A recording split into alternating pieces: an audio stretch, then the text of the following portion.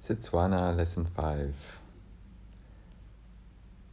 Dumela ma, o tsogile jang gompieno. Dumela ra, ke tsogile sentle, Wena o kae? Le nna ke teng, ke kopa thuso ya gago. Ke ka dirisa koloi ya gago kamoso. Bana ba me batla opela kwa sekolong ko Gauteng. Ke batla thata go ba mamela kwa sekolong. Go siame ra, o ka tsaya ga ke batle kamoso. Ke ya kerekeng ka motseng mme ke ka tsamaya ka besi. O na le bonnete, Kannete, o tla boa leng? Ke a leboga thata mma. Ke nagana gore ke tla boa ka 9 p.m. Go siame. Robala sentle mma. Robala sentle ra. Re tla bonana kamoso.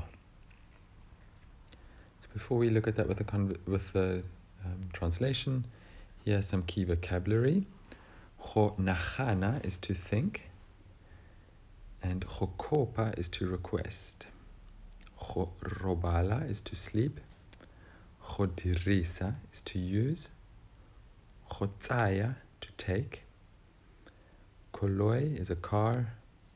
Gore means that, as a conjunction, I think that. And motseng is a village. Dumela ma, o tsogile jang gompieno. So good day, ma'am or mother. How are you today? How did you wake up, literally? O tsogile jang. Dumela ra. Good day, sir or father. Ke tsogile sentle, I am well. Wena o kae, and you, how are you? Le nna ke teng, me too, I am well, I am here. Ke kopa thuso ya gago, I ask for your help, I request. Ke kopa thuso is help ya gago, of yours. Ke ka dirisa koloi ya gago kamoso. May I use your car tomorrow? Bana ba me, my children. Batla opela, they are going to sing kwa sekolong ko Gauteng, in a school in Gauteng or in Joburg. Ke batla thata, I really want to. Ke batla thata. Go ba mamela kwa sekolong, to listen to them. Mamela being to listen, and ba is them. Kwa sekolong, in the school. Go siame ra, all right, father, sir. Uka tsaya, you may take it. Ga ke batle kamoso, I don't want it, I don't need it tomorrow. Ke ya kerekeng ko motseng, I am going to the church in the morning. Me ke ka tsamaya ka besi, but I can go by bus. O na le bonnete, are you sure? Kannete, of course. O tla boa leng? You are going to return when? When will you return? Ke a leboga thata ma. Thank you so much, mother. Ke nagana gore ke tla boa ka 9 p.m. I think that I will return at 9 p.m. Go siame, all right. Robala sentle ma. Sleep well, mother. Robala sentle ra. Sleep well, father or sir. Re tla bonana kamoso. See you tomorrow.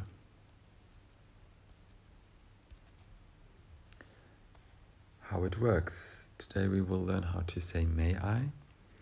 We'll also learn some personal object pronouns. And then we will look at some common verbal extensions. So first of all, we saw in our dialogue this ka. And in this sense it meant may I, ki ka. Ki ka go thusa, may I help. Ki ka botsa, may I ask. This ka can also, however, mean the conditional. For instance, if you wanted to say, I would like. So, kirata is I like, but kikarata is I would like. Kikarata coffee, tswetswe. I would like coffee, please. And now we will look at some personal pronouns that are used as objects. And So we've seen this go meaning you, and it's you as an object. So if I say ke a go rata, it means I love you. Ke a go rata. The tricky part is when you want to say me as a direct object, because this depends phonetically on the verb. And in this sentence, a uantata, and do you love me?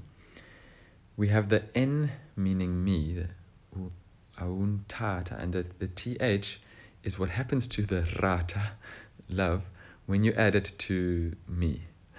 So you just have to kind of accept that a lot of things happen when you bring in this me in Tswana. So uantata, you love me. Ke a go bona, I see you.